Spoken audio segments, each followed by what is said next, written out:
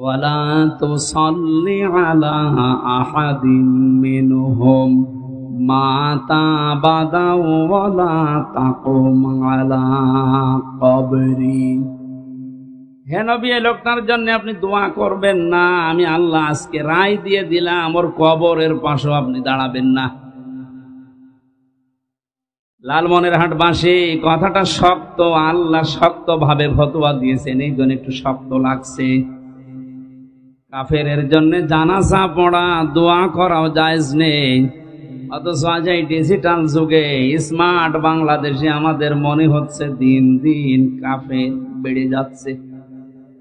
কারণ কোরআনে বাধা দিলে সে যেই হোক ও কাফের। আজকের এই অনুষ্ঠানটা প্রচার করতে দিলেন না, কোন কারণে বলেন তো? কোরআনে কারিম এখানে প্রসার হবে আপনি নিজেও জানেন। তারপরও প্রতিহিংসার বশবর্তী হয়ে হিংসা করে অহংকার করে যারা এ কাজ করতে দিলেন না, আপনি আর যাই মনে করেন সূরা হামিম সেজদার 26 নম্বর আয়াত অনুযায়ী আপনি কাফের হয়ে গেছেন।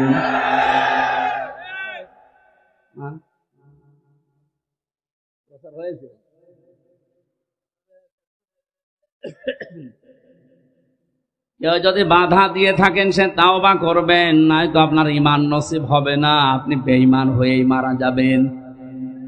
দ্বিতীয় নম্বর, কোরআনে কারীম এই পৃথিবীতে নাজিল হওয়ার পরে আজকের দিন পর্যন্ত কোরআন শুনতে এসেছে অনেকেই, বিশ্বাস করেছে কোরআনে কারীম আল্লাহর কিতাব। কিন্তু যখনই দেখে যে না, এগুলো আমাদের প্র্যাকটিক্যাল লাইফের সাথে মেলে না, এগুলো আমাদের জীবন চরিত্রের সাথে মিলছে না, ওই মানুষগুলো তখন আস্তে করে পেছন দিক থেকে কেটে পড়ে। আল্লাহর ভাষায় এরা টাটকা মুনাফিক।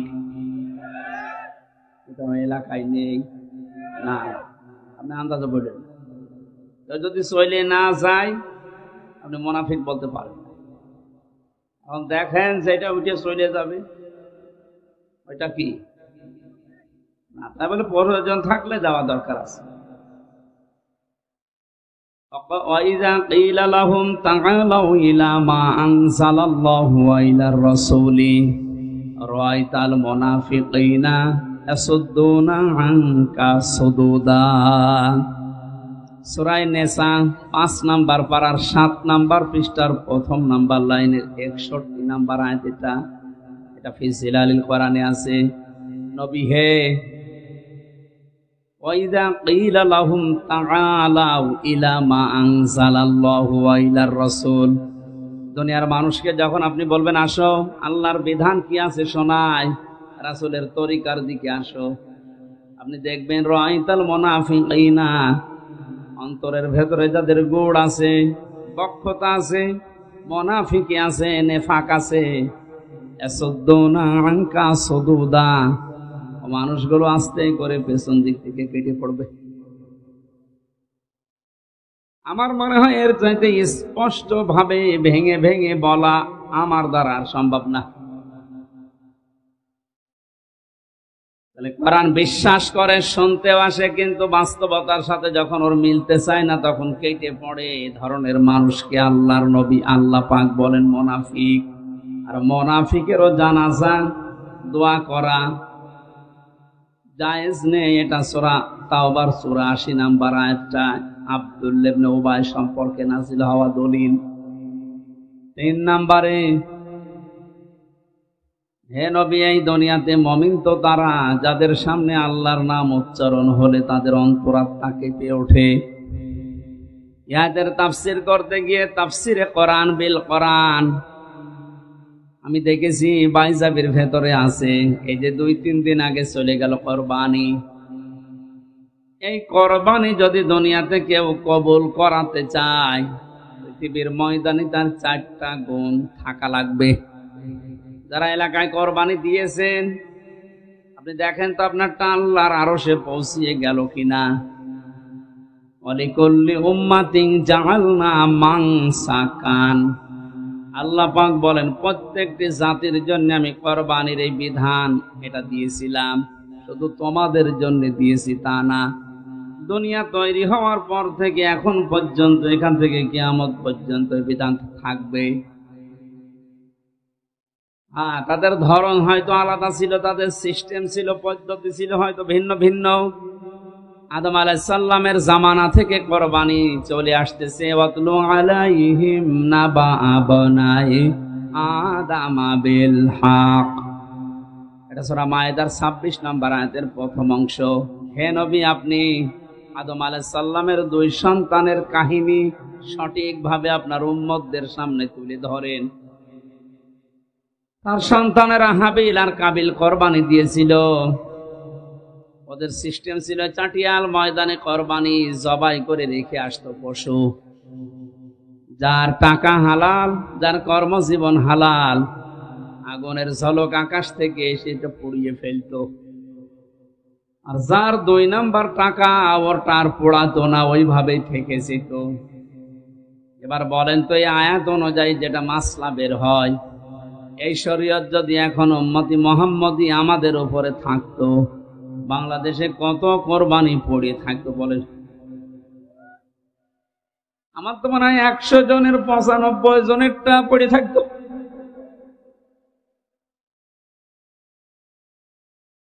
ওনার যেমন পড়েছিল চাটিয়াল ময়দানে, মানুষ বুঝতো যেটা 2 নাম্বারে করে, এর টাকা হালাল না, ওর সাথে আত্মীয়তা করা, সম্পর্ক করা ওই সময় বাদ দিয়ে দিত।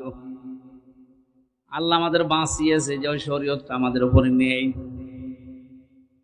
ইব্রাহিম আলাইহিস সালামের পর থেকে এই যে পশু কোরবানি করার যে নিয়ম, এটা চলে আসছে। আল্লাহ রাব্বুল আলামিন নবী ইব্রাহিমকে এই পৃথিবীতে 50টা পরীক্ষা করেছিলেন, তার ভেতরে কোরবানি একটা। তার ঈমান সম্পর্কে পরীক্ষা ছিল 10টা, আমল সম্পর্কে পরীক্ষা ছিল 30টা, আর তার শরীরের ভেতরে 10টা পরীক্ষা আল্লাহ নিজে নিয়েছিলেন। পুরা জীবনী পড়ে দেখেছি, পুরা কোরআন শরীফের ভেতরে ইব্রাহিম নবী আলাইহিস সালামকে আল্লাহ 50টা পরীক্ষা করেছেন, আর প্রত্যেকটা পরীক্ষায় তিনি উত্তীর্ণ হয়েছিলেন। আল্লাহ তাকে যে বিশাল একটা লকব দিয়েছেন, লিন্নাসি ইমামা, এই ইব্রাহিম আমি তোমাকে মানব জাতির জন্য নেতা বানিয়ে দিলাম। এটা খেলা করার জন্য দেয়নি, পরীক্ষা দিয়ে তিনি পাশ করেছেন, এরপরে আল্লাহ লকব দিয়েছেন।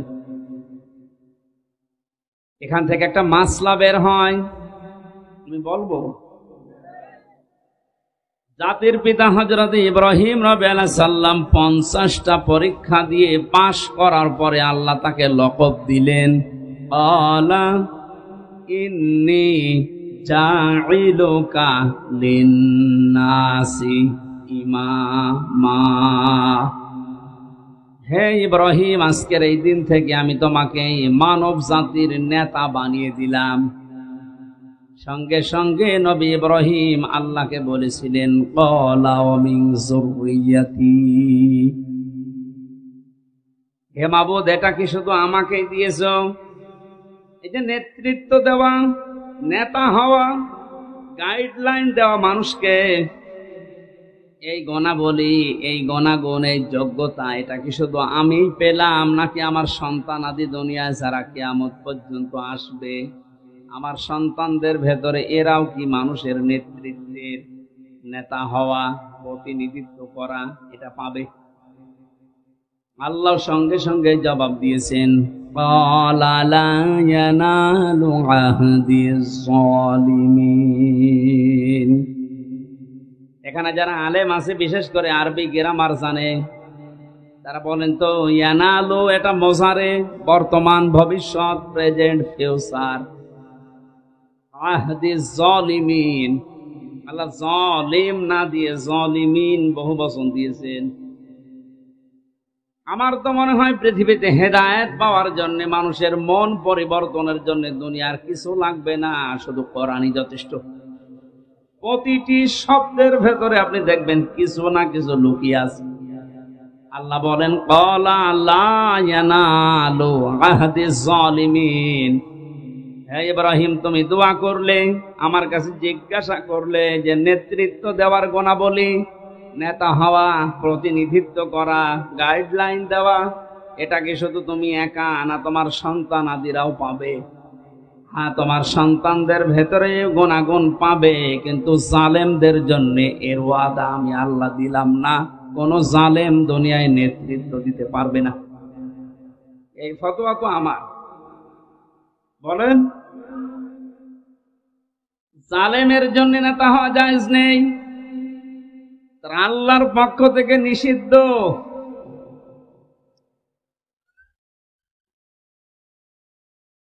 অথচ তামাম পৃথিবীর দিকে তাকালে একটা বিষয় আমরা ক্লিয়ার, এখন তামাম দুনিয়ার দিকে তাকান, বড় বড় জালেম যারা দুনিয়াতে, তারা আজ বড় নেতা হয়ে বসে আছে।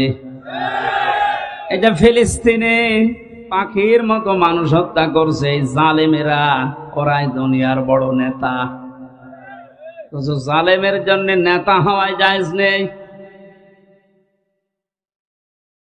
ইব্রাহিম নবী আলাইহিস সালাম আমাদের জাতির পিতা, উনি থেকে শুরু করেছে এই যে কুরবানি চলছে, চলবে কিয়ামত পর্যন্ত এই পশুর মাধ্যমে। আল্লাহ রাব্বুল আলামিন জানিয়েছেন, এটা সূরা হজের 34, 35, 36 নাম্বার আয়াতগুলোতে আছে, আল্লাযীনা ইযা যুকিরাল্লাহু ওয়াজিলাত কুলুবুহুম ওয়াস-সাবিরিনা আলা মা আসাবাহুম ওয়াল মুকিমিস সালাতি ওয়া মিম্মা রাযাকনাহুম ইউনফিকুন। একটা এই যে 2-3 দিন ধরে যা করলেন, এই কোরবানিটা আসলেই কবুল হইল কিনা, নাকি টাকাগুলো সব খালি গোশতের ভেতরে চলে গেল? এক নম্বরে যাদের সামনে আল্লাহর নাম, আল্লাহর আয়াতের কথা, আল্লাহর বাণী উচ্চারণ করলেই তারা ভয়ে কেঁপে ওঠে, না জানি এগুলো আমার জীবনে আছে কিনা, আমি তো এগুলো মানতেও পারি না। তখন ওরা ভয় পায়, অন্তরের ভেতরে কাঁপ ধরে। এই গুণ আজ আমাদের ভেতরে নেই। আর আল্লাহর আয়াত শুনলে অনেকের বিদ্যা আরো বাড়ে। তার মানে আল্লাহর কথা শুনলে যারা ভয় পায় না, তাদের কোরবানি কবুল হয়নি। আমার ভাষা বোঝেন তো? 2 নম্বরে আস-সাবিরিনা আলা মা আসাবাহুম, দুনিয়াতে যাদের উপরে বিপদ আপদ আসলে যে মানুষগুলো ধৈর্য ধারণ করে। আয়াতের তাফসিরে আমি যত মুফাসসিরের কওল মিলিয়েছি, সব মুফাসসির আয়াতের ব্যাপারে একমত। পৃথিবীতে ইসলামের উপরে চলতে গিয়ে যার উপরে যত বড় বড় বিপদ আসবে, ওই লোকটা যদি সঠিকভাবে ধৈর্য ধারণ করতে পারে, ওর জীবনের কোরবানি ত্যাগ তিতিক্ষা তত তাড়াতাড়ি কবুল হবে। না, এ পর্যন্ত না বুঝলে আমি সামনে যাব না। এ পর্যন্ত বুঝেছেন? ইসলামের উপরে টিকে থাকতে গিয়ে যার বিপদ আপদ মুসিবত যত বেশি আসবে, আর ওই লোকটা যদি টিকে থাকার জন্য ধৈর্য ধারণ করে ওভারকাম করার জন্য চেষ্টা চালায়, ওর জীবনের কোরবানি শুধু পশু না, ওর যে ত্যাগ তিতিক্ষা যা করেছে ইসলামের জন্য, যত কষ্ট সহ্য করেছে, ওইগুলো সব তাড়াতাড়ি আল্লাহর দরবারে কবুল হবে। এবার আপনি মিলান, আপনার হচ্ছে কিনা। আপনি কি করেছেন ইসলামের জন্য? কয়দিন কষ্ট করেছেন ইসলামের জন্য? কয়দিন আপনি আতঙ্কে থেকেন ইসলামের জন্য? অথচ বিশ্বনবীর মতো মানুষ জীবিত অবস্থায় 82 বার ইহুদিদের টার্গেট হয়েছিলেন, তাকে হত্যা করে ফেলবে। আপনার জীবনে এরকম কোনো মুসিবত কষ্ট নেই। আপনার বিভিন্ন লাইন দিয়ে টাকা পয়সা আসে, আপনি ওইগুলো উত্তোলন করেন, খান, আর আল্লাহ আল্লাহ করেন, আপনার কোনো বিপদ নেই। না, আপনার জীবনের কোরবানি তাড়াতাড়ি কবুল হওয়ার জন্য আয়াতের এই দ্বিতীয় শব্দের দিকে খেয়াল করবেন, আস-সাবিরিনা আলা মা আসাবাহুম। তাদের উপরে বিপদ আপদ আসলে ওরা ওভারকাম করার জন্য চেষ্টা চালায়। হ্যাঁ, হতাশ হয়ে পড়ে না, হায় হতাশ করে না, কি হয়ে গেল, কি হচ্ছে, আর হবে না। না, মানুষগুলো ওগুলো থেকে পরিত্রাণ পাওয়ার জন্য, ওই বিপদকে ওভারকাম করার জন্য তারা চেষ্টা চালায় ধৈর্যের সাথে, এই বিশ্বাস নিয়ে যে আল্লাহ আমাদের সাথে অবশ্যই আছেন। কোরআনে কারিমে আল্লাহ বারবার আমাদের জানিয়েছেন ইন্নাল্লাহা মা'আস সাবিরিন, অবশ্যই আমি আল্লাহ সবের যারা ধৈর্যশীল তাদের সাথে আছি। আপনি পুরা কোরআনে এমন কোন কথা পাবেন ইন্নাল্লাহা মা'আজ জালিমিন, আমি জালেমদের সাথে আছি, বলেন নেই। 2-3 দিন আগে যেহেতু এই বিধানটা আমাদের এখনো পর্যন্ত চলমান চলে যাচ্ছে, একটু মিলিয়ে দেখবেন, যদি কবুলই না হয় তাহলে আপনি দিলেন কেন? আপনি ওই টাকাগুলো দিয়ে গরু জবাই করে যদি গোশত খাওয়ারই উদ্দেশ্য হতো, আমার মনে হয় 1 বছর ওই টাকা দিয়ে আপনি গোশত খেতে পারতেন। সুতরাং কোরবানি কবুল হয়েছে 2 নম্বরে তাদের, এই পৃথিবীতে যারা বিপদে আপদে মুসিবতে ধৈর্য ধারণ করে টিকে আছে।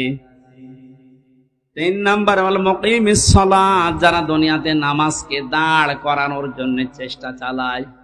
যদি বলেন হ্যাঁ আমি তো করি, না, আপনি নামাজ পড়েন, আপনি নামাজ পড়েন, আমিও নামাজ পড়ছি, কিন্তু নামাজ দাঁড় করানোর জন্য, কায়েম করার জন্য আমাদের কোনো চেষ্টা নেই। আর এই চেষ্টা যারা করে তাদেরকে আমরা আরো বাঁশ দেই। আরে ভাই, পুরা কোরআনে শুধু 1 জায়গায় পাবেন নামাজ পড়ো, আর 82 জায়গায় আছে নামাজ দাঁড় করাও। একের মর্ম বুঝে আপনি সারা জীবন নামাজ পড়তেছেন, 82 বার যে আল্লাহ বললে আকিমুস সালাত, নামাজকে দাঁড় করাও। হ্যাঁ, বাংলাদেশে আজ নামাজের অনুষ্ঠান হয়, 5 ওয়াক্ত মসজিদে আজান হচ্ছে, ইমাম আছে, খতিব আছে, নির্ধারিত সময়ে একামত দিয়ে নামাজ হচ্ছে কাতার সোজা করে। কিন্তু এই নামাজ থেকে 27টা শিক্ষা আল্লাহ দিতে চায়, একটা শিক্ষা আমাদের ব্যক্তি জীবন থেকে আন্তর্জাতিক জীবন পর্যন্ত নেই। শুধু কাতার সোজা করো ইমাম যখন বলে, 16 সাল থেকে পর্যন্ত এই 3 বছর বাদ দিয়ে আমি যতবার কাবায় গেছি, মসজিদে নববীতে গেছি, ওই দেশের নিয়মই প্রথমে কাতার সোজা করো, আরবিতে এটা বলে। ইমাম সাহেব আগেই তাকিয়ে বলে আগে কাতার সোজা করো। ওই সময় 16 সালেও বুঝি নাই, 17, 18, 19, 20 চলে গেল, আমার বুঝে আসে নাই। বাকি 3 বছর তো জেলে ছিলাম, এখন বুঝেছি যে এটা কেন বারবার বলা লাগে। ইমাম যখন বারবার ঘোষণা দেয় যে আপনারা কাতার সোজা করেন, কাতার সোজা করেন, আমি যতটা বুঝি এই শব্দের দ্বারা, সত্যি যদি মানুষ এখান থেকে শিক্ষা নিত যে কাতার আমাদের সোজা করা লাগবে, এই কাতারের ভেতরে আমাদের রাজনৈতিক মতপার্থক্য থাকতে পারে, এক একজনের এক একটা আদর্শ আছে, কিন্তু এখানে আল্লাহর একটা বিধান পালন করা হবে, সেটা সেজদা। সেটা কি বলেন বলেন? এখানে একটা বিধান মাত্র পালন করব, তাই আমরা সব এক হয়ে গেছি। এখানে আওয়ামী লীগ, বিএনপি, জাতীয় পার্টি, জামাত, জাসদ, বাসদ নেই, সব এখন আমরা এক। আপনি আজ পর্যন্ত শুনেছেন নামাজের কাতারে দাঁড়িয়ে কোন বিএনপি বলেছে ওই আওয়ামী লীগ বলে যা পেছনে বলেছে? আপনি ওখানে আল্লাহর একটা বিধান পালন করবেন, এক হয়ে গেলেন সব। 15 বছর মামলা চলছে আপনার সাথে, যার সেই লোকটা আপনার পাশে দাঁড়িয়েছে, আপনি তাকে বের করে দেন না। কি নিলেন এই কাতার থেকে? এটা যদি সত্যি আপনি পরিবার, সমাজ, রাষ্ট্রে নিয়ে যেতে পারতেন, এই দেশে আমার মনে হয় কোনোদিন কোনো মানুষ অত্যাচারিত আর হতো না। কারণ নামাজের একটা কাতার থেকে শিক্ষা নিয়েছে যে এখানে আল্লাহর একটা বিধান পালন করব, শুধু সবাই মিলে সেজদা দেব। এই জায়গায় যেমন সব কাঁধের সাথে কাঁধ মিলিয়ে আমি এক হয়ে গেছি, এখান থেকে বাইরে যখনই যাব তখন কিন্তু সব আমরা এক, বিশেষ করে আল্লাহর বিধানের ক্ষেত্রে। তখন আল্লাহর বিধানে হাত দেওয়ার সাহস এই দেশে কেউ করতো না। এটা তো নামাজের কাতারে গেল। এই কাতারটা পৃথিবীর 57টা মুসলিম রাষ্ট্র, এখন সবাই তো নামাজ পড়ছে। যদি এই শিক্ষাটা নিত যে আমরা সব এক, তাহলে ফিলিস্তিন আমার মনে হয় স্বাধীন হয়েছে। তো ওখানে অত্যাচার করার সাহস কেউ পেত না, কারণ আমরা সবাই কাতার সোজা করে ফেলেছি। হচ্ছে না। কোরবানি কবুল হওয়ার জন্য নামাজকে আজ দাঁড় করাতে হবে আমাদের। নামাজের পঠিত বিষয় থেকে 25টা, আর নামাজের অনুষ্ঠান থেকে 27টা। এই 52টা শিক্ষা আল্লাহ আমাদের জীবনে দিতে চান। কিয়ামত পর্যন্ত হায়াত পেয়ে নামাজ পড়িয়েই যাচ্ছি, একটা শিক্ষাও নিতে পারি না, আপনার কোরবানি কবুল হচ্ছে না। 4 নাম্বারটা আরো কঠিন। وَمِمَّا رَزَقْنَاهُمْ يُنْفِقُونَ। আল্লাহ পাক বলেন, হে নবী, দুনিয়াতে যার যতটুকু সামর্থ্য আছে, ওই টাকা পয়সা বলেন, অর্থ সম্পদ বলেন, তার মেধা, যোগ্যতা, তার ক্ষমতা, তার প্রভাব প্রতিপত্তি, যার যতটুকু আছে সে যেন আল্লাহর জন্য, মানবতার জন্য ব্যয় করে। আপনার কতটুকু ব্যয় হচ্ছে? আপনার যোগ্যতা, আপনার মেধা, আপনার ক্ষমতা বলেন। আপনি যে কোরবানি করে আসলেন 2.5 লাখ টাকা দিয়ে, আপনার ক্ষমতাটা কতটুকু মানবতার জন্য, আল্লাহর বিধানের জন্য আপনি ব্যয় করতে পারছেন? আপনি নিজেকে প্রশ্ন করেন। এখানে মিম্মা রাযাকনাহুম ইউনফিকুন, রাযাক মানে শুধুমাত্র ক্ষীর না, শুধুমাত্র রুটি না, খাবার না, ভাত না, যে যেখানে আছে জীবন চালাতে যা লাগে ওইটাই তার রিজিক। চেয়ারম্যানের রিজিক হচ্ছে তার এই ইউনিয়নের ক্ষমতাটা, ওসি সাহেবের রিজিক তার থানায় যে পাওয়ার, যে চেয়ারটা আছে ওইটা, প্রধানমন্ত্রীর ক্ষমতা সারা বাংলাদেশের 18 কোটি মানুষের উপরে যেটা, এইটা। সুতরাং যে যেখানে আছি আমার এই রিজিক যেন আল্লাহর জন্য, মানবতার জন্য ব্যয় হয়। আর ভাই, কারো উপরে জিজ্ঞাসা করে রাগ ঝাল না করে নিজের সাথে মিলালেই তো পারেন। এই 4টা গুণ যাদের ভেতরে পাওয়া যাবে তাদের কোরবানি আল্লাহ বলেন কবুল হয়ে গেছে। অবাশিরিল মুখবিতিন, এই আয়াতের আগের শব্দ। হে নবী, আপনি যে মানুষগুলো বিনয়ী, মুখবিত যারা, এদেরকে আপনি সুসংবাদ দেন যে তাদের জীবনের ত্যাগ, তিতিক্ষা, কোরবানি আল্লাহ কবুল করে নিয়েছে। আল্লাহ এটা আমাদের বাস্তব জীবনে মেনে চলার তৌফিক দাও, বলেন আমিন। আমার ভাইরা, আমি যেটা বোঝানোর জন্য পর্যন্ত এসেছিলাম, আপনার সামনে আল্লাহর নাম উচ্চারণ হলে, আল্লাহর বিধানের কথা বললে আপনি কি সত্যিই ভয় পান? আপনার ভেতরে কি কম্পন সৃষ্টি হয়? এটা ইমানদারের প্রথম গুণাগুণ লক্ষণ। 2 নম্বরে, আল্লাহর আয়াত যখন তাদের সামনে পড়া হয়, ওদের ইমান যা আছে আল্লাহ বলেন ইমানটা আরো বেড়ে যায়।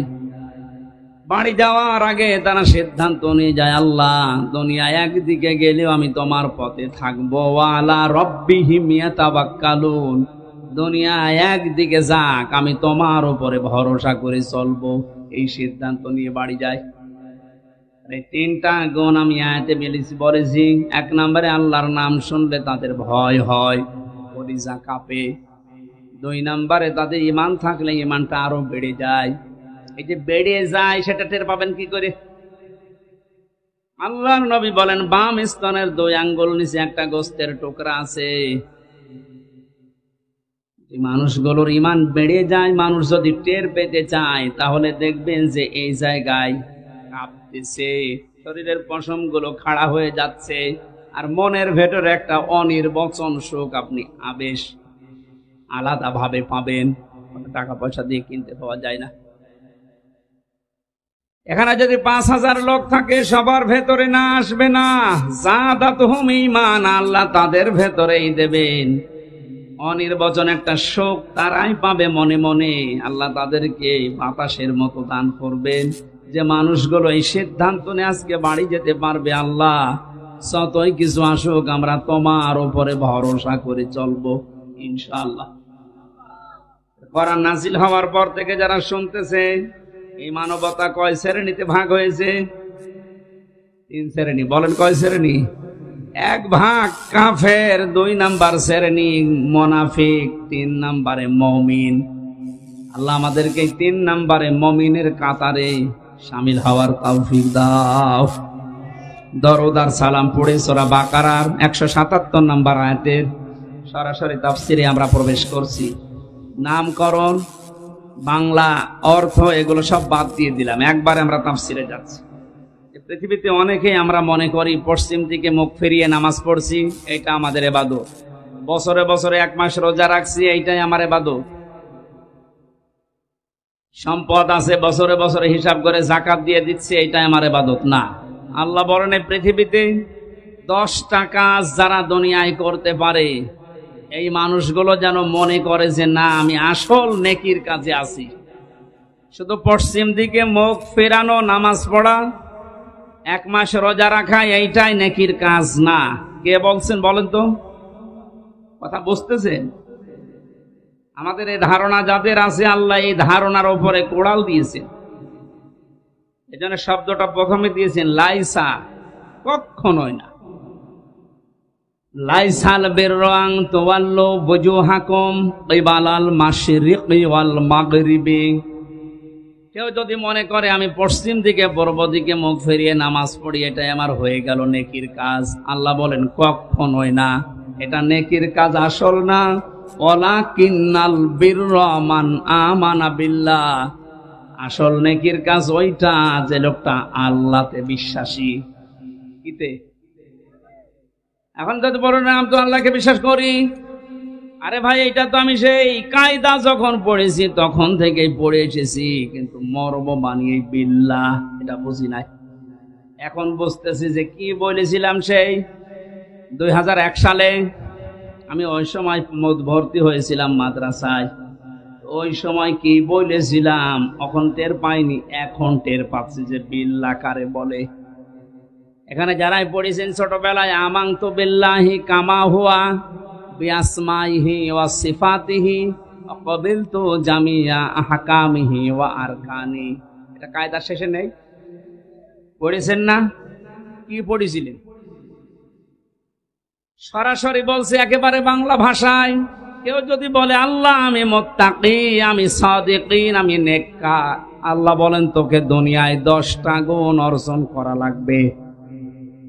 এখানে যারাই বসে আছেন, শুধু বড় বড় জামা গায়ে দিয়ে, পাগড়ি মাথায় দিয়ে, জোব্বা গায়ে দিয়ে যদি মনে করেন হাতে আমার তসবিহ আছে, আমি নেককার হয়ে গেছে, আমি মুত্তাকি, আমি আল্লাহর ওলি, আল্লাহ বলেন না, 10টা গুণ তোর ভেতরে থাকা লাগবে। তাহলে আমি আল্লাহর ভাষায় তুই সাদিকিন, সত্যবাদী, তুই ইমানের দাবিতে সত্যবাদী, তুই মুত্তাকি। আর মুত্তাকিদের জন্য আমার বাগান, আমার জান্নাত আমি বানিয়েছি। আলোচনাটা খুব গুরুত্বপূর্ণ, এখন থেকেই শুরু করা লাগবে এই 10টা গুণ অর্জন করার। 1 নম্বরে গুণ হচ্ছে আল্লাহ বিশ্বাসী। কিসে? আল্লাহকে যদি বলে আমি ঈমান এনেছি, আল্লাহ তোমার উপরে বিশ্বাস করি, এই পৃথিবীতে কমপক্ষে তাকে 4টা কাজে আঞ্জাম দেওয়াই লাগবে, যেটা কায়দায় পড়ানো হয় ছোটবেলায়। আল্লাহ বলেন আমানতু বিল্লাহ, কেউ যদি বলে আল্লাহ আমি ঈমান এনেছি আল্লাহর উপরে, কোন আল্লাহ? কামা হুয়া, যার অস্তিত্ব আছে। লালমনিরহাটবাসী আমরা এমন আল্লাহকে বিশ্বাস করি যার অস্তিত্ব নেই। মনে হয় ভাষাটা কঠিন হয়ে যাচ্ছে। আমরা কি এমন আল্লাহকে বিশ্বাস করি যার অস্তিত্ব নেই? বলেন। আমানতু বিল্লাহি বলার পরেই তো বলা হয় কামা হুয়া, আমি এমন আল্লাহকে বিশ্বাস করি যার অস্তিত্ব আছে। এতটুকু আপনি শেষ করেননি, দ্বিতীয় বাক্যে বলেছিলেন বিআসমাইহি, আমি এমন আল্লাহকে বিশ্বাস করি যার নাম আছে। কি আছে?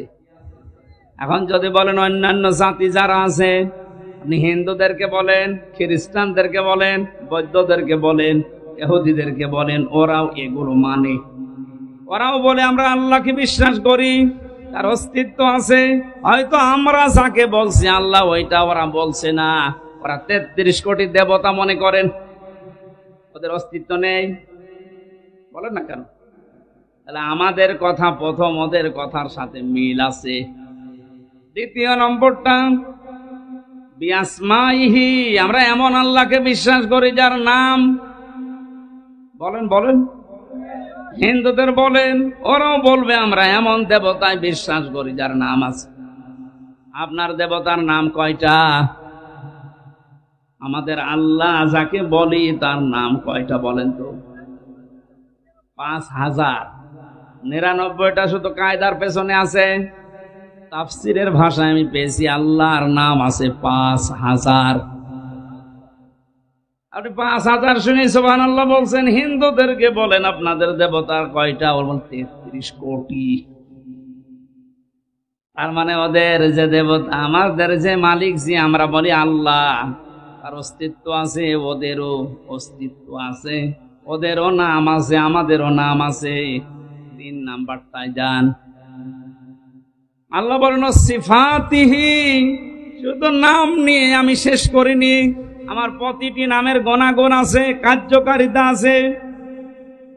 আপনি ওদেরকে জিজ্ঞাসা করেন, আপনি নাম দিয়েছেন 33 কোটি দেবতা, প্রতিটির আলাদা আলাদা নাম আছে, ও নামের কোন গুণাগুণ আছে, কার্যকারিতা আছে, এবার মিলবে না। আমরা আমাদের মালিকের নাম পেয়েছি রাজ্জাক, এই জন্য উনি রিজিক দাতা। এই পৃথিবীতে কাউকে না খাওয়িয়ে আল্লাহ মেরে ফেলেছেন, তাহলে তার রাজ্জাক নামের বদনাম হয়ে যাবে। এই দায়িত্বটা দুনিয়ায় কেউ নিতে পারে না আজ পর্যন্ত, কিয়ামতের আগে কেউ নিতেও পারবে না। এই জন্য রিস্কের দায়িত্ব কার? এই চিন্তা আপনাকে করা দরকার নেই। আপনার কপালে যতটুকু রিজিক লেখা আছে অতটুকু আপনাকে আল্লাহ দেবেই। এখান থেকে প্রমাণ হয় যারা আল্লাহকে রাজ্জাক বলে বিশ্বাস করে তারা যেন কোনোদিন অবৈধ কোনো ইনকামে পা না বাড়ায়। তাহলে আমরা এমন আল্লাহতে বিশ্বাস করি যার নাম আছে, নামের গুণাগুণ আছে। রাজ্জাক নাম নিয়ে উনি বসে নেই, নাম তিনি দেখিয়েছেন যে আমি রিজিক দিতে পারি। তাহলে এই নামে যারা বিশ্বাসী তারা কোনোদিন অবৈধ ইনকাম করে আল্লাহর নামের উপরে কলঙ্ক দিতে পারে? আজ তাকান বাংলাদেশের দিকে, কত মানুষ অবৈধভাবে ইনকাম করছে না করছে না? আরে ভাই, আপনার রিজিক যা ওটা আসবেই। দুনিয়ার ময়দানে কত কিছু আপনি অবৈধভাবে ইনকাম করে রেখে যাচ্ছেন। আপনার এই ইনকামের টাকার ভাগ নেওয়ার জন্য আপনার ছেলে মেয়ে বউ ভাই এরা বসে আছে না, মানে কিন্তু আপনি ইনকাম করলেন অবৈধভাবে, যে গোনাটা পেয়েছেন এই গোনার ভাগ নেওয়ার জন্য দুনিয়ায় কেউ বসে নেই, বসে আছে। এই জন্য রাজ্জাক আমরা যারা বিশ্বাস করি, আল্লাহ রাজ্জাক। আল্লাহ কি বলেন? উনি শুধু নাম নিয়েই বসে নেই, উনি এটা দেখিয়েছেন না দেখাননি? দেখাচ্ছেন। এই জন্য আমরা যারা বিশ্বাস করবো আল্লাহ তুমি রাজ্জাক, দুনিয়া উল্টিয়ে গেলেও কোনো অবৈধ কাজে পা বাড়ানো আমাদের উচিত হবে না। একটা একটা করে আল্লাহর 5000 নামের ব্যাখ্যা যদি করা হয় সব আমি বলতে পারি কোরআন দিয়ে। আপনি এবার অন্য ধর্মের দিকে বলেন, দুর্গা নাম দিয়েছে, ফসলে বরকত দেয় এই জন্য নাম দিয়েছে দুর্গা। ওদের নাম আছে, নামের গুণাগুণ আপনি মিলান, দুর্গাকে ফসলের ভেতরে রেখে আসেন, ফসল সহ দুর্গা চুরি হয়ে যাবে। এটাকে আমি বেশি বলে ফেললাম। এর পরের শব্দগুলো মিলবে না কোনো ধর্মের সাথে। এই জন্য আমি এমন আল্লাহর উপরে ঈমান এনেছি যার অস্তিত্ব আছে, যার নাম আছে, নামের গুণাগুণ আছে। আপনি নামের গুণাগুণের দিকে তাকান। মহান আল্লাহ নাম নিয়েছেন রব। কি নিয়েছেন? রবটা নিয়েই তিনি বসে নেই, এর গুণাগুণের কার্যকারিতা তিনি দেখাচ্ছেন। সেই জন্ম থেকে শুরু করে পর্যন্ত আমার আল্লাহ রব নামের কারণে আমাকে নেই থেকে হামজা বানিয়েছে। ও লাল মনের হাটবাসী, একটু ভাবেন তো রবের এই শব্দের দিকে। আল্লাহ শুধু নাম নিয়েই যদি বসে থাকতেন, বাবার এই বীর্যটা মায়ের রেহেমের ভেতরে পড়ার পরে আল্লাহ পাক যদি রব নামটা না নিতেন, সত্য কথা বলছি কেউ আমরা দুনিয়ায় আসতে পারতাম না। উনি নামটা নিয়েছেন রব। নাম নেওয়ার কারণে পৃথিবীর ময়দানে তাকান, ফালিয়ানজুরিল ইনসানু মিম্মা খুলিক, খুলিক মিম্মা দাফিক, আল্লাহ পাক বলেন, মানুষ কি তার জন্মের দিকে একটু নজর করে না? কি দিয়ে আমি তারে বানালাম, কি দিয়ে তাকে আমি বানিয়েছি।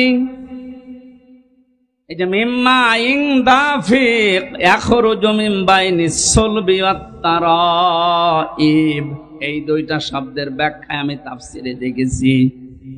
বাবার এই স্ফলিঙ্গ দিয়ে নাপাক পানিটা যখন বের হয়ে যায়, মায়ের রেহেমের ভেতরে পড়ার সঙ্গে সঙ্গে আমার আল্লাহ 40 দিন পাল্টাতে থাকে, আর 4টা জিনিস বানায় 6 মাসের ভেতরে। একটু খেয়াল করে শুনবেন। বাবার এই নাপাক পানিটা মায়ের রেহেম পর্যন্ত যাবার পরে যখন 6 মাস 40 দিন এভাবে পাল্টাতে 6 মাস হয়ে যায়, আল্লাহ পাক বলেন, আমি যে রব নাম নিয়েছি, চাওয়ার আগেই প্রয়োজন পূরণ করে দেই, এই শব্দটা আমি খেলা করার জন্য নেইনি। চুল, রগ, হাড় আর পর্দা বানায় এই নাপাক পানিটা দিয়ে। মায়ের রেহেমের ভেতরে যে থলিটা আছে নাপাক পানির, ওইটা দিয়ে আরো 4টা জিনিস আমি বানাই, রক্ত, গোশত, চর্বি আর চামড়া। 4 8টা জিনিস এক হয় 6 মাসে। ফেরেশতারা তখন আমাকে জিজ্ঞাসা করে যে এটার আকৃতি কি দেবেন বলেন। ওয়াল্লাযী ইউসাউবিরুকুম ফিল আরহামি কাইফা ইয়াশা, সূরা আলে ইমরানে আছে। তিনি সে আল্লাহ যিনি মায়ের পেটের ভেতরে, রেহেমের ভেতরে তোমাদের আকৃতি তৈরি করেন।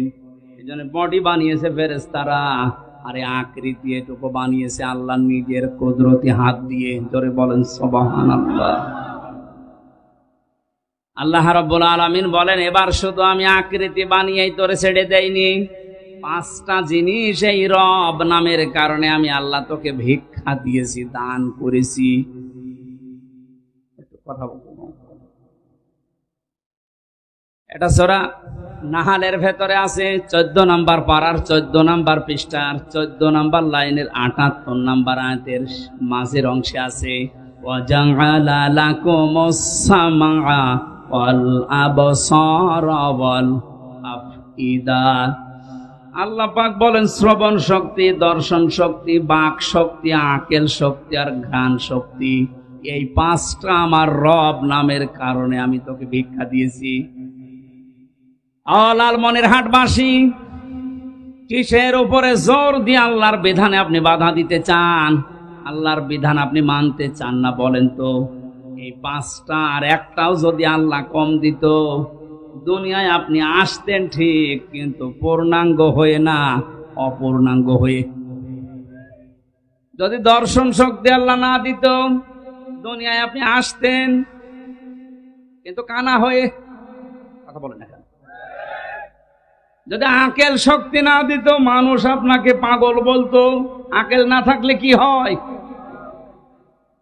যদি শ্রবণ শক্তি না দিত, আপনি কালা হয়ে আসতেন দুনিয়ায়। বাক শক্তি না দিলে আপনি বোবা হয়ে আসতেন দুনিয়ায়। অনেক বোবা দুনিয়ায় আসে না। একটু ভাবেন না যে আল্লাহ যে 5টা জিনিস নিজে দিল, একটা যদি আমার কম দিত, এখন আমার পূর্ণাঙ্গ হামজা কেউ বলতো না।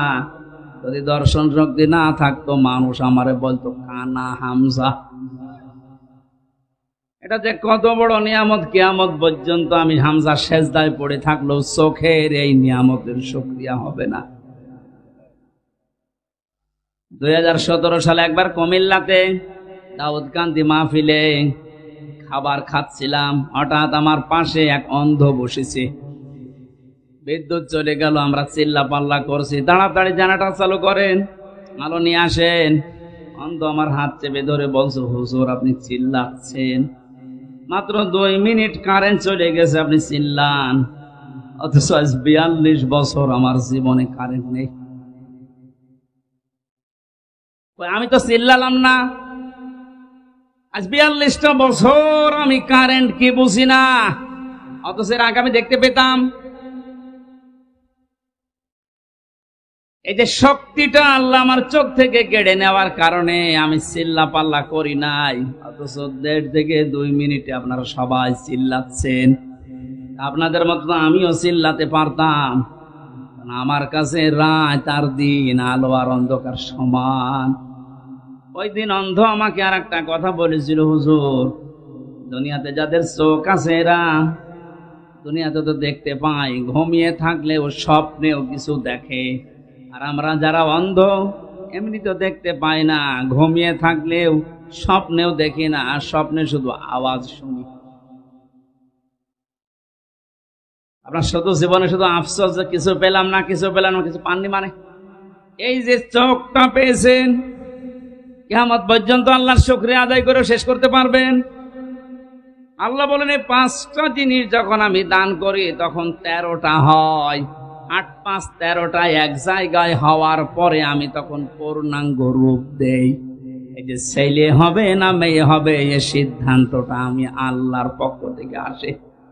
সুতরাং মেয়ে হলে যাদের মন খারাপ হয় এদের বর উপরে রাগ না, রাগ কার উপরে? আল্লাহর কোন সিদ্ধান্তে কেউ যদি রাগ করে ওর ঈমান থাকবে? এজন্য বর উপরে রাগ করার বিষয় না। ছেলে হোক আর মেয়ে হোক যেন সুস্থ হয়, এটা দোয়া করেন। আল্লাহ তুমি যেইটা দিয়ে রাজি হও তোমার ব্যাপার, কিন্তু তুমি আমাকে সুস্থ সন্তান দিও।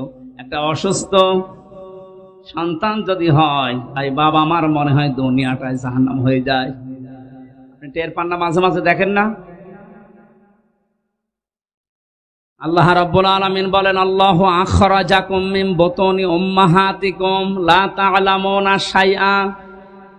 8 5 13টা জিনিস 6 মাসের ভেতরে আমি একত্রিত করে ফেলি, তখন আস্তে করে বাচ্চার আকারে আমি পৃথিবীতে তোকে নিয়ে আসার জন্য সিদ্ধান্ত নেই ফেরেশতাদের দিয়ে।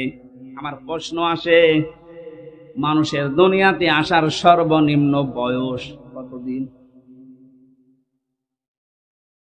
আপনারা কি এই কবরের মতো হয়ে গেলেন? বুঝতেছেন কথা?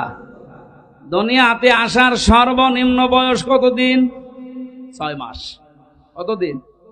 6 মাসের আগে আপনি দুনিয়া আসতে পারবেন না। এখন যদি বলেন কই বিয়ে হয়েছে 3 মাস, সন্তান চলে এসেছে দুনিয়ায়, বুঝতে হবে ওটা আসল বাবার না, আগের বাবার। এটাকে আমি বানালাম? এখানে একটা তথ্য আছে, এবার শোনেন। আল্লাহ রাব্বুল আলামিন বলেন হামালাতুহু উম্মুহু কুরহা ওয়া ওয়াদাআতুহু কুরহা ওয়া হামলুহু ওয়া ফিসালুহু 30 শাহরা। সূরা আহকাফ 26 নম্বর পারার 2 নম্বর পৃষ্ঠা 13 নম্বর লাইনের 14 নম্বর আয়াতের মাঝের দিকে আছে 15 নম্বর আয়াতের। আল্লাহ রাব্বুল আলামিন বলেন তোর মা তোকে কষ্টের পরে কষ্ট সহ্য করে পেটে বহন করেছিল, আর দুনিয়াতে নিয়ে এসে দুধ পান করানো পর্যন্ত কষ্ট করেছিল 30 মাস। কয় মাস? এই যে সালাসুনা শাহরা, কত মাস? বলেন বলেন। আমার এবার 2টা প্রশ্ন আছে এখানে। পেটে বহন করা থেকে দুনিয়াতে আসা পর্যন্ত মানুষের আল্লাহ বয়স দিয়ে দিলেন কতদিন? বলেন বলেন। আমরা কি 30 মাস মায়ের পেটে থাকি? কয় মাস? 10 মাস 10 দিন, এর নিম্নে সর্বনিম্ন 6 মাস। এই যে সর্বনিম্ন 6 মাস, এটা কোথায় পেলে? আর এখান থেকে মাসলা কি আসে বলেন? কান খাড়া করে শুনবেন, আমি গতানুগতিক কথা বলি না, যে কথা বলি ওখান থেকে শিক্ষা নিয়ে আসি আগে। আল্লাহর ঘোষণা ছিল তোকে 30 মাস তোর মা পেটে বহন করা আর দুধ খাওয়ানো, এই 2টা কষ্ট স্বীকার করেছে 30 মাস। আমরা দুনিয়ায় দেখতে পাচ্ছি আমাদেরকে আমার মা 30 মাস পেটে রাখে না, 30 মাস দুধও খাওয়ায় না। এবার আয়াতের ব্যাখ্যা আল্লাহ নিজে দিয়েছেন সূরা বাকারার 233 নম্বর আয়াতে, ওয়াল ওয়ালিদাতু ইরদি'না আওলাদাহুন্না হাওলাইনি কামিলাইনি লিমান আরাদা ইউতিম্মার রাদা। ভালো করে খেয়াল করেন। হে পৃথিবীর মায়েরা, এখানে আলেম যারা আছে ভালো করে দেখবেন। হে পৃথিবীর মায়েরা, তোমাদেরকে আমি আল্লাহ আদেশ করলাম সন্তান যাদের আছে দুনিয়াতে তাদেরকে কমপক্ষে 2 বছর দুধ খাওয়ানো লাগবে। আদেশ কাকে করলেন? আপনারা আলেম না এখানে কি কোরআন শরীফ পড়ে? আমি ভুল বলছি তারপরও বলছেন ঠিক আছে। এরকম জায়গায় ওয়াজ করা তো সহজ।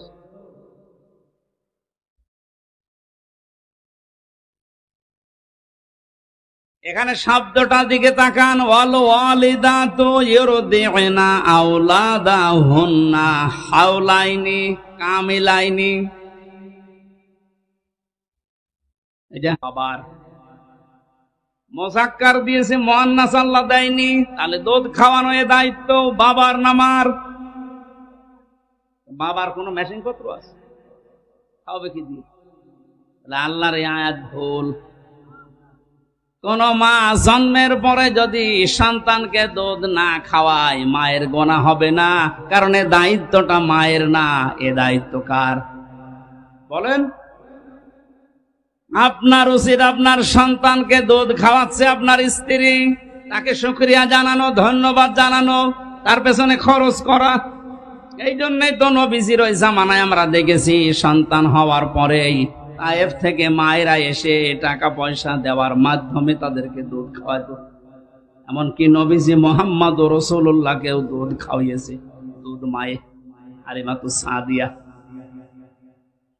আমি আবার বলছি, এখান থেকে যে শিক্ষাটা এখনো বের হয়নি, ভালো করে খেয়াল করেন। হাওলাইনে কামিলাইনে মানে 2 বছর। কয় বছর? এই আয়াত দ্বারা প্রমাণ হয় দুধ খাওয়ানো লাগবে সর্বনিম্ন 2 বছর, এর ঊর্ধ্বে হবে না। আপনি 2 বছর পর্যন্ত হয়, আমরা হিসাব করে দেখি 24 মাস। কয় মাস? সূরা আহকাফের এই 15 নম্বর আয়াতে আল্লাহ ঘোষণা ছিল কি, আলাসুনা শাহর, তোর মা তোকে পেটে বহন করা আর দুধ খাওয়ানো সব মিলে দায়িত্ব পালন করেছে 30 মাস। 30-এর ভেতরে 24 বাদ গেলে কত থাকে? এই যে মাসলা বিজ্ঞান এবং হাদিস দ্বারা প্রমাণ, এই পৃথিবীতে সন্তান মায়ের পেটে 6 মাস সর্বনিম্ন থাকায় লাগবে।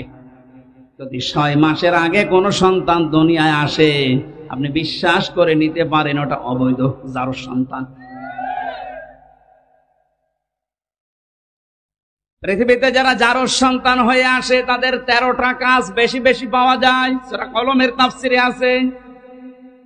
1 নম্বরে এই দুনিয়াতে যার সন্তান যারা আসে তাদের প্রথম কাজ হচ্ছে তারা নবী বিদ্বেষী হয়। আল্লাহর নবী মুহাম্মদুর রাসূলুল্লাহকে তারা গালিগালাজ করে, অপমান করে।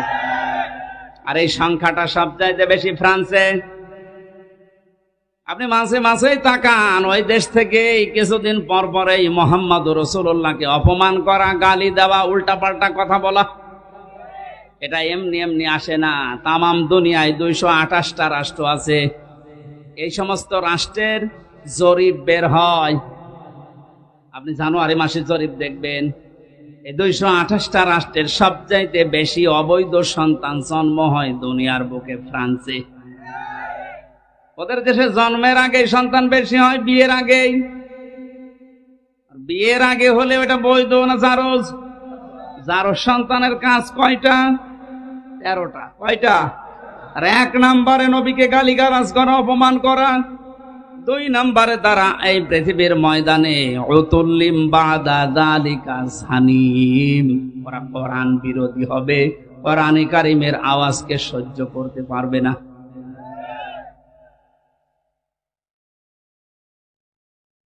আমার আলোচনাটা গভীরে গেছে, এই জন্য আপনারা ওইদিকে টের পাচ্ছেন না।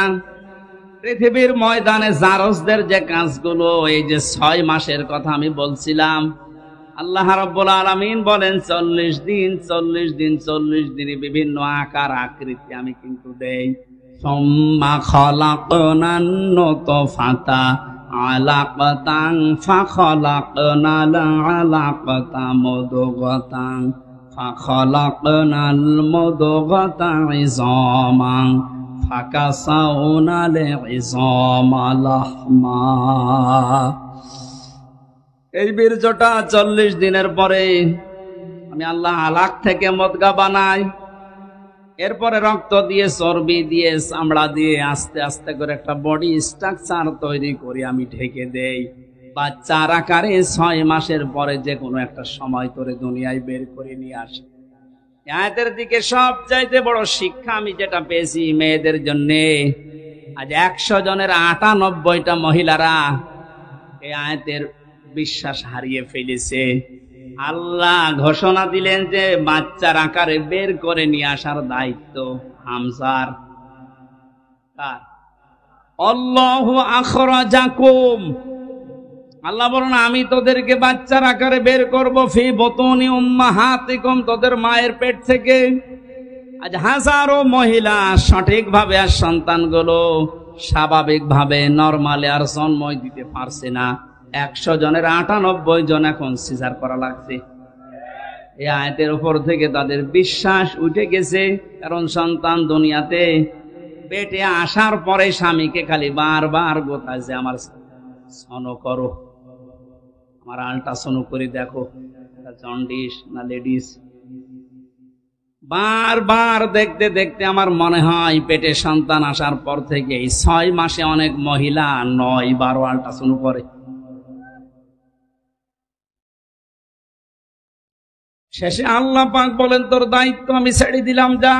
বীর্য থেকে শুরু করে 6 মাস পর্যন্ত আমার দায়িত্ব ছিল, এখন আর আমার উপরে তোর ভরসা নেই। তোর ওই হাইব্রিড জিনিস আমি কেটে বের করব। সম্মানিত মা বোনের, আজ পর্যন্ত শুনেছেন কোন কুকুরের সিজার লেগেছে? সিজার করা লাগবে না তা বলছি না, সিজার করার জন্য যে পদ্ধতিগুলো আছে ওইগুলো অনুসরণ করেন আপনি। নরমালে চেষ্টা করার পরে ডাক্তারদের বোর্ড বসবে, সিদ্ধান্ত দেবে ডাক্তারেরা, এরপরে সর্বসম্মতিক্রমে শেষ পর্যায়টা শুরু হবে। অথচ এখন চিন্তা ভাবনা নেই, নিয়ে যাবেন ভালো বউ কেটে খুঁতো করে দেবে। আর একটা সিজার করার পরে আমার মনে হয় বাস্তবতা যেটা, ওটা সারাটা জীবন ওই মেয়েটার সাথে সংসার করা বড় কঠিন হয়ে যায়। আমার মা বোনের একটু ধৈর্য ধারণ করা দরকার। একটা কুকুরের দিকে তাকালে দেখা যায় প্রতি বছরে 5টা 7টা 10টা 12টা করে বাচ্চা জন্ম দিচ্ছে, কোনোদিন আজও সিজার লাগে নাই। ওর ভরসা, ওর তাওয়াক্কুল যতটুকু আল্লাহর উপরে, অতটুকু ভরসাও এখনো পর্যন্ত আমাদের আল্লাহর উপরে তৈরি হয়নি। নেই থেকে পূর্ণতায় পৌঁছিয়ে দেওয়ার দায়িত্ব স্যার। তার আরবিতে নাম রব। আরবিতে নাম কি বলেন বলেন? এ রবের উপরে যার যতটুকু ভরসা বাড়বে। আমার যে ছোট্ট মেয়েটা, আমি যখন 1 বছর ওর ছিল ওই সময় জেলে গেছি, ওই সময়ের কথা বলছি, 20 সালে। ওরে আমি যখন উপরের দিকে একটু ছুড়ে মারি, যত উপরে তুলি এভাবে তত হাসাহাসি করে। আর আমার সবচেয়ে বড় মেয়েটা ওই সময় ছিল 7 বছর বয়স, এখন 10। ওরে যত উপরে একটু তুলে ধরি কান্নাকাটি করে। আমার বড় মেয়েটার বিশ্বাস আমার উপরে এই যে আমার বাবা আমার উপরের দিকে ছুড়ে মারলে আমি যেহেতু ভারী হয়ে গেছি, আমার ধরতে পারবে না। আর আমার যদি ধরতে না পারে মাটিতে পড়লে আমি ব্যথা পাবো।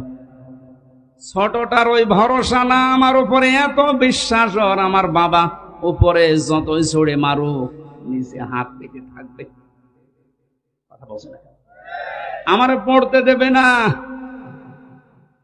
আমার এই ফারিহা জান্নাত ছোট মেয়েটা যতটুকু বিশ্বাস আমার উপরে করে, আমরা বান্দা হিসাবে এখনো পর্যন্ত আল্লাহর উপরে ভরসা আনতে পারি না। কথার অর্থ বোঝেন? জন্মের পর থেকে শুধু রব রব নাম শুনেছি। আমার আল্লাহর অস্তিত্ব আছে, নাম আছে, নামের গুণাগুণ যে আছে, কার্যকারিতা আছে, এটা আজ পর্যন্ত শুধু কায়দাই থেকে গেল। আমাদের প্র্যাকটিক্যাল লাইফে আজও সেট হইল না। একটা একটা করে 5000 নাম যদি আপনি কোরআন থেকে বের করতে পারেন আর মিলাতে পারেন, যাদাতুহুম ঈমানা, আপনার ঈমান মাস্ট বি বাড়বে। কোরআনের তাফসীর গুলো এই জন্য জাতির সামনে করা লাগে। আমরা যেহেতু ইমানদার, আমরা মুমিন, আমাদের ইমান, আমাদের আমল এটা বাড়ানোর জন্য কোরআন কেন্দ্রিক আলোচনা দরকার। শুধু পূর্ব দিকে পশ্চিম দিকে মুখ ঘুরিয়াই ঢেপ দিলাম, সেজদা দিলাম, আমার ইবাদত হয়ে গেল, আমার নেকি হয়ে গেল না। আল্লাহ বলেন আমার উপরে ঈমান আন, আমি একজন আছি, আমার নাম আছে, প্রতিটি নামের কার্যকারিতা আছে, গুণাগুণ আছে। এতটুকু শেষ করেননি, অকবিল তো জামিয়া, আমি কবুল করে নিলাম। জামিয়া মানে সব কিছু, আহকামিহি ওয়া আরকানি, আল্লাহর যত আহকাম আছে, হুকুম আছে, রোকন আছে। আল্লাহ পাক এই পৃথিবীতে ইসলামের রোকন দিয়েছেন কয়টা? 5টা। বলেন বলেন। এই যে আরকানিহি, তার রোকন গুলো আমি মেনে নিলাম। আহকামিহি, তার হুকুমও মানলাম। হুকুম কয়টা? 500। কয়টা? আরো জোরে বলেন। 500 হুকুম আমি মানলাম, 5টা রোকন মানলাম। বলেন তো এবার সেই ছোটবেলায় কায়দা ইমাম সাহেব যা পড়িয়েছে, আমানতু বিল্লাহি কামা হুয়া বিআসমাইহি ওয়া সিফাতিহি ওয়া ক্বাবিলতু জামিয়া আহকামিহি ওয়া আরকানিহি, এখানে যে 5টা বিষয় আমরা পড়লাম, একটাও এখন আমাদের বাস্তব কর্মজীবনে মিলছে? আল্লাহর উপরে ঈমান আমাদের হচ্ছে না। পুরা এই শব্দগুলোর সাথে যদি আমি পরিচিত হয়ে মেনে নিতে পারি, তাহলে আমার আল্লাহর উপর ঈমান আছে। আর এইটাই হচ্ছে আসল নেকির কাজ। নেককার হওয়ার জন্য সাদিকিন, সত্যবাদী, মুত্তাকি, এটা হওয়ার জন্য গুণ দিয়েছিল। এটা আল্লাহ কয়টা? 10টা। বলেন বলেন কয়টা? আল্লাহর উপর ঈমান আনতে হবে, যে আমানতু বিল্লাহি যেভাবে পড়লাম এইভাবে। 2 নম্বরে কিয়ামতের বিশ্বাস। 3 নম্বরে ফেরেশতা আছে, ফেরেশতা লিখতেছে, এটা বিশ্বাস করা। 4 নম্বরে অল কিতাব, কিতাব বিশ্বাস করা। 5 নম্বরে অন্নাবিয়্যিন, নবীদের বিশ্বাস করা। নবীদের বিশ্বাস করা মানে এই দুনিয়াতে আল্লাহ যত নবী পাঠিয়েছেন, সব নবীর উপরে আমাদের ঈমান আছে। আমরা যেহেতু মুহাম্মদুর রাসূলুল্লাহর উম্মত, এনার উপরে আর কোন নবী নেই, পরেও কোন নবী নেই, এই বিশ্বাস, এটা ঈমানের অঙ্গ। এটা নেককার হওয়ার জন্য, সত্যবাদী হওয়ার জন্য এই গুণটা লাগবে। অথচ এটা পুরা অস্বীকার করে কাদিয়ানীরা। ওরা মুহাম্মদুর রাসূলুল্লাহর পরে আরো নবী আছে এই কথা বলে। ওরা ঈমানের দাবিতে সত্যবাদী না মিথ্যাবাদী?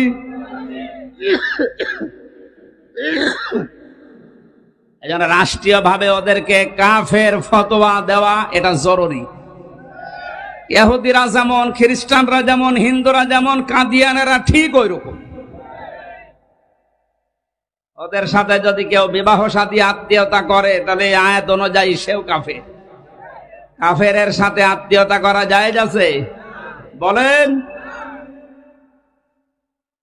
আপনি 10টা গুণের ভেতরে 5 নম্বরে ছিল এইটা, ওয়ান্নাবিয়্যিন, আমরা নবীদেরকে বিশ্বাস করি বহু বছর। নবীদের ভেতরে মুহাম্মদুর রাসূলুল্লাহ নেই? আরো জোরে বলেন। সুতরাং আজকে থেকে 96% এই মুসলমানের দেশে যারা দায়িত্বে আছেন, আমাদের অভিভাবক, তাদের তো এই কোরআন বিশ্বাস করা অনুযায়ী কাজ করা দরকার। রাষ্ট্রীয়ভাবে সংসদে আইন পাশ করা দরকার। কাদিয়ানীরা কাফের, কাফের, কাফের। এটা হয়তো পর্যন্ত যাবে না, কিন্তু আরো সে চলে গেছে। এই আয়াতটা কিয়ামতে আমার পক্ষে সাক্ষী দেবে। 6 নাম্বারটা একটু কঠিন, আমি শেষ করে দেব। এইবারটা আসলটা শুরু হচ্ছে। ওয়াতাল মালা আলা হুব্বিহি যাবিল কুরবা ওয়াল ইয়াতামা ওয়াল মাসাকিন ওয়া ইবনাস সাবিল ওয়াস সাইলিনা ওয়া ফির রিকাব। নিজের প্রয়োজন আছে, নিজের টাকা পয়সা লাগবে, এরপরেও যে মানুষগুলো নিজের নিকট আত্মীয় স্বজন, এই ভালো করে খেয়াল করেন, নিজের নিকট আত্মীয় স্বজনের কথা আল্লাহ আগে দিলেন। এতিম, মিসকিন, মুসাফির, সায়েল, ভিক্ষুক যারা, বন্দি যারা, এই মানুষগুলোর জন্য যাদের টাকা পয়সা নিজে লাগবে, এরপরও এদের পেছনে খরচ করে। এর থেকে মাসলা বের হয়। দুনিয়াতে নিজের সম্পদ যে মানুষগুলো ভাইয়ের, বোনের, জনগণের, এদের জমি জায়গাগুলো জাল দলিল করে উল্টা পাল্টা করে লিখে নেন। আপনি মনে করবেন জাহান্নামে একটা টিকিট আপনি বুক করে আসলেন। এদেশে তো নেই। এদেশের একজনের নাম শুনলাম, এক জেলার 4 ভাগের 1 ভাগই তার। সবই তো বৈধভাবে পেয়েছে। যত টাকায় আপনি এদেশে বেতন পান না কেন, পুরা একটা জেলার 4 ভাগের 1 ভাগ আপনি কিনতে পারবেন। যে কিনেছে অবশ্যই 2 নাম্বারই করে।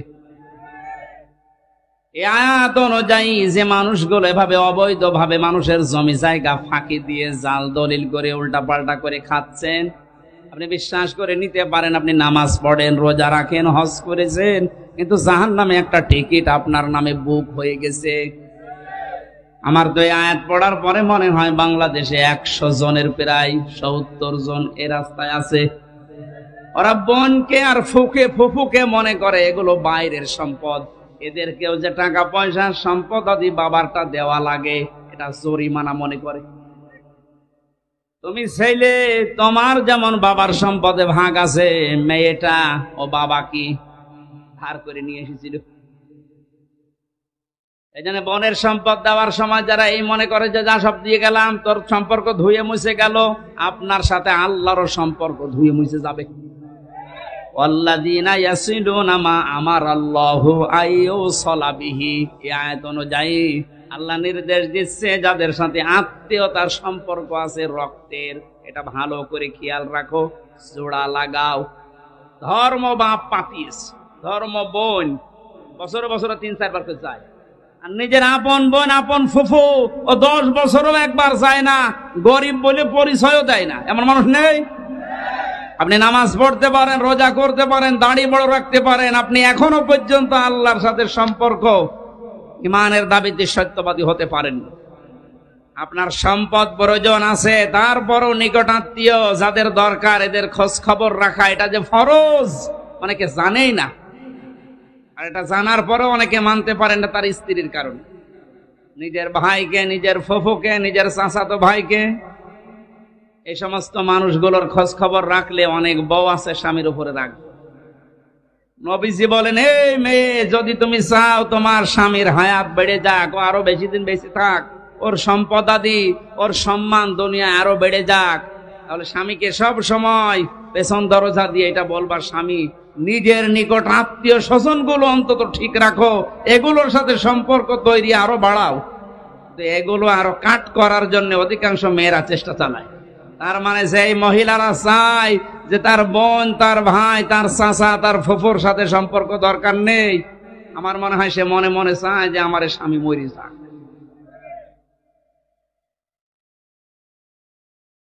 রংপুর বিভাগে এরকম মহিলা নেই। আজ 100টার 98টা পরিবার ধ্বংস হয়ে যাচ্ছে শুধু মেয়েদের এই ছোট মনের কারণে।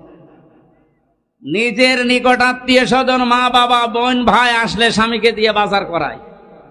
আর যদি নিজের স্বামীর মা বাবা, বোন, ভাই আসে, স্বামী যদি একটু কিছু করে, অনেক মহিলার মন খারাপ হয়, রাগারাগি করে, বিছানা আলাদা করে ফেলে। এই মহিলা নামাজ, রোজা, হজ, যাকাত করতে পারে, তাহাজ্জুদ পড়তে পারে, ওই মহিলা জাহান্নামী, কারণ সে আল্লাহর সম্পর্ক ছিন্ন করে দিয়েছে।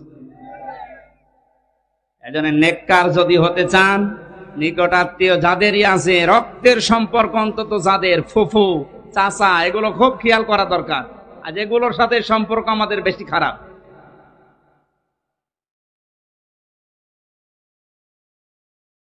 এরপরে আল্লাহ দিয়েছেন আকামাস সালাতা ওয়া আতাজ যাকাতা, যারা নামাজ কায়েম করে, সম্পদ থাকলে যাকাত দিয়ে দেয়।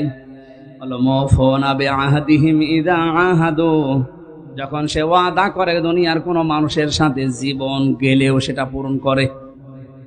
এই যে চেয়ারম্যান সাহেব যে সমস্ত ওয়াদাগুলো ভোট নেওয়ার আগে করেছে, উনি যদি নেককার দাবি করে, মুত্তাকি হতে চায়, ওই ওয়াদাগুলো এখন পুঙ্খানুপুঙ্খানু ওনাকে আদায় করা লাগবে। শুধু ওনার একা, এদেশে যত দায়িত্বশীল আছে সবার জন্য আপনি যদি সত্যি মনে করেন আল্লাহর কাছে আমি তাকওয়াবান, আমি সাদিকিন, আমি সত্যবাদী আল্লাহর কাছে। তাহলে যে ওয়াদায় যার সাথে করেন না কেন, অবশ্যই আপনার ওয়াদা জীবন গেলেও ঠিক রাখতে হবে। বিশ্বনবী একটা ওয়াদা ঠিক রাখতে গিয়ে 3 দিন 3 রাত এক জায়গায় বসেছিলেন, তারপর ওয়াদা ভুলে যাননি।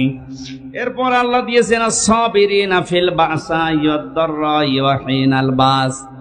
পৃথিবীর ময়দানে যে মানুষগুলো বিপদ আপদ আসবে কিন্তু ধৈর্য ধারণ করে, সচ্ছল অবস্থায় অসচ্ছল অবস্থায় যারা ধৈর্যের পরীক্ষা দেয়,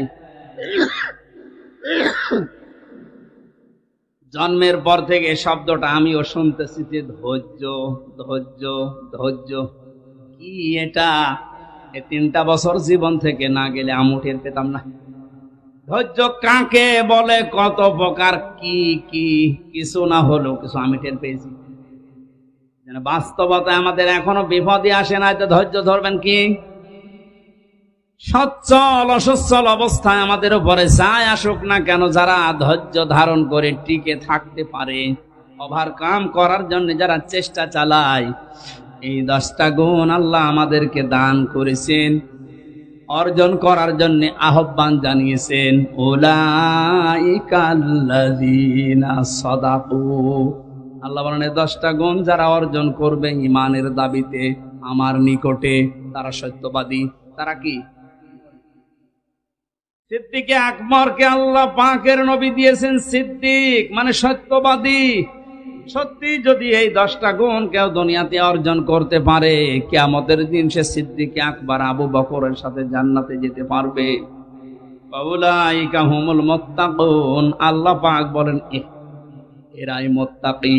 মাসালুল জান্নাতিল্লাতী উইদাল মুত্তাকুন, আরে মুত্তাকিনদের জন্য এমন এক বাগান আমি বানিয়েছি, যে বাগানের বর্ণনা কোনো কান শোনে নাই, চোখ দেখে নাই, কোন হৃদয়ের কল্পনাও কোনোদিন উদয় হয় নাই। আমাদের আসল টার্গেট যেহেতু ওইটা, এমন বাগান আল্লাহ বানিয়েছে মুত্তাকিদের জন্যে, কোনো কান শোনে নাই, চোখ দেখে নাই, হৃদয় কল্পনাও আসে নাই। ওই বাগান আল্লাহ আমাদেরকে যেন 10টা গুণের মাধ্যমে দান করেন, বলেন আমিন। এই অনুষ্ঠানটা বাস্তবায়ন করার জন্য যারা শ্রম দিয়েছেন, এরা অধিকাংশ এখন ঋণী হয়ে পড়েছেন। কোরআনের অনুষ্ঠান করতে গিয়ে এরা ঋণী হয়ে যাক, তাহলে আগামীতে আর অনুষ্ঠান হবে না, এটা আর একটা ষড়যন্ত্র। সুতরাং এরা যারা ঋণী না থাকে, যেভাবেই হোক এদের পাশে আপনার ইমানের দাবি, এদের পাশে দাঁড়ান। যারা যতটুকু সমর্থ আপনার অন্তত 2 টাকা হলেও যেন এই অনুষ্ঠানে থাকে, কোরআন প্রচারে আপনার টাকা ব্যয় হলে ওই টাকার হিসাব আল্লাহকে দেওয়া লাগবে।